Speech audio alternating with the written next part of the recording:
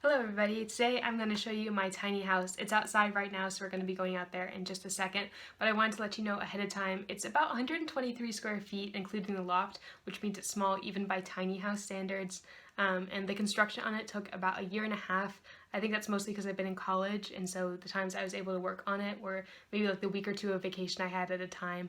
Without further ado, let's get to the good stuff and actually go see the house. Alright, so here is the tiny house in its full perspective. You can see that it's got some little porch lights on there. It's still got the reflectors on there from travel. A lot of times on tiny houses you'll see siding like natural wood panels or just regular house siding. This is a little bit different.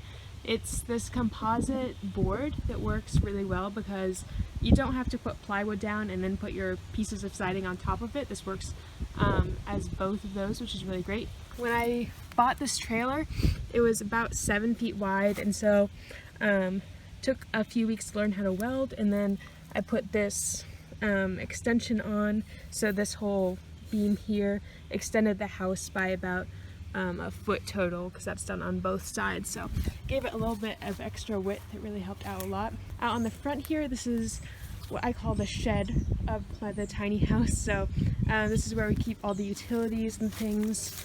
I'll open it up. So in here it's just a water heater, small water heater, got a battery which will be hooked up to a solar panel pretty soon, and then we've just got some of the plumbing out here, which is all drained right now because the house is not currently in use. Alright, so the house has this really great glass front door which lets a lot of light in the front.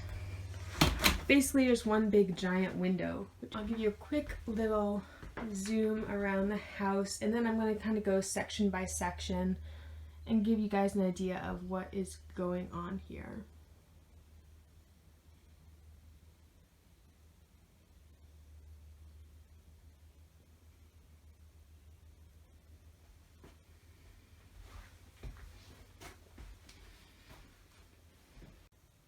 Alright, so the first thing I want to show you is actually this bench. You can see that it's been transformed into this chalkboard now.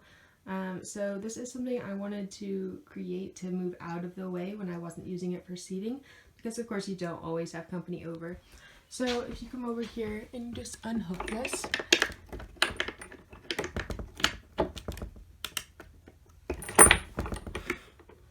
then you can take this bench down. And it sets really nicely on the stairs there. The stairs are actually its support, and it works great as a seating bench. It's made out of really thick barnwood, so it's plenty strong, and it's got these little compartments in it which hold paper right now and chalk, but just a little extra storage is always helpful. So over here in the kitchen, we got lots of storage in the bottom, especially in these bins which pull out, which are really nice. There's also plenty of room down here. Of course, you can put whatever kind of organizational shelving you want. And you'll see our sink plumbing down here. This is just PEX, which was used in most of the house. It's really flexible plumbing, so it works really well to go around bends. Actually, for this construction, we didn't even have to worry about putting 90-degree elbows in anywhere, which was really convenient. It made it super easy to install that plumbing. The PVC drain here goes right to the outside, and you could put a tank on the end or collect it or shoot it to wastewater, whatever works best for you, depending on if you're producing black or gray water. So that's pretty variable, and it's worked out pretty well. Up here we got our small stainless steel sink. This is worked really well for me, but it is small, which is great for this countertop space, which is about 6 feet long. I have some storage up here on the wall, some T-Rex which have worked really nicely. These are nice out of the way magnetic holders. Here's the refrigerator, kind of built into the side here. I did build it for this refrigerator's dimensions, and it's got plenty of room inside, as you'll see. A fairly large apartment-sized refrigerator. Alright, coming around, this is part of the house that I get the most questions about. It doesn't look like much, but believe it or not, this is kind of the makeshift bathroom here. So I didn't want to put a full bathroom in because of my personal preferences in floor space usage, and also because I knew where this house was going to be placed, and it was going to be somewhere that had access to a bathroom. So those are the kind of choices you have to make, but this one worked well for me. You'll see that there is a shower head and a controller, of course. There's no shower pan, and that is because I didn't want to use the floor space up with something that I'd only use for maybe 15 minutes a day or so.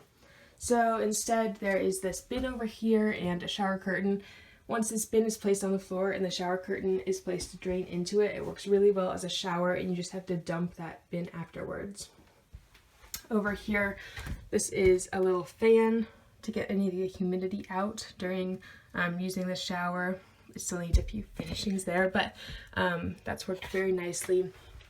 There's also a luggable loo that's hiding back there. That's kind of a camping toilet, which is an option if you prefer to use that instead of using the other toilet facilities here on site.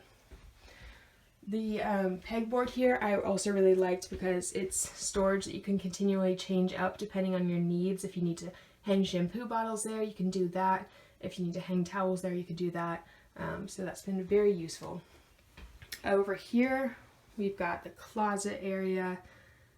Pretty basic, just a curtained space, but it's about 3 feet wide, maybe 2.5, 3 feet wide. So it's got actually plenty of storage in here for clothing, especially for a tiny house. There's quite a lot of room right now. It's just the pull that's in there. And of course you can put storage bins in there once it's being used to really utilize the space well. Alright, coming around, there are fused boxes. I'm not going to go into that so much right now, but it's pretty basic circuitry in this house. Up here we've got some light switches. I wanted to do something a little bit different from classic light switches because I needed quite a few. So these are dials that I put in for some of my lights that have dimmers. These have worked really well for those, and I think they look a little different, kind of fun. Here's one of our lights up here. This is actually a lantern that I found in the barn, kind of refurbished a little bit. It's got LEDs in it now. I'm not sure if you saw them, but we've got puck lights under the loft here. Over here we got our desk area. I really wanted a large desk, and I actually just managed to find this that somebody was throwing out. So I altered it a little bit to fit on the wall, and then I just installed it as is, and it's worked out really great. There's nothing permanent about it, so if you get tired of it and want to change the space, you can move it out. It's got quite a lot of storage in it. You can see these back drawers pull out quite a ways, and as do the ones in the front. In the bottom, there's plenty of room to store books or anything else you'd like. So it's been a really good desk for me, and it's great to have all the light in front of you from that big window. All right, so there's only one thing we haven't seen so far. So up here, we've got a full-size mattress right now. It can fit up to a king, I believe. I have to double check, that might be a queen. And it's got a lot of space, actually. I really wanted to give myself plenty of space so I could sit up very comfortably and move around. So above the 6-inch mattress, there's at least 3 feet of head space there at the peak. Over here we've got a nice window looking out, which gives lots of natural light up here. And then also in the back, those dark panels that you see are storage space, so they flip open and there's storage underneath there. The lighting up here is just these kind of LED branching lights, which are very atmospheric and make it look very fancy up here when you want to use them. So that's about it. Thanks for sticking around and taking a look at this tiny house.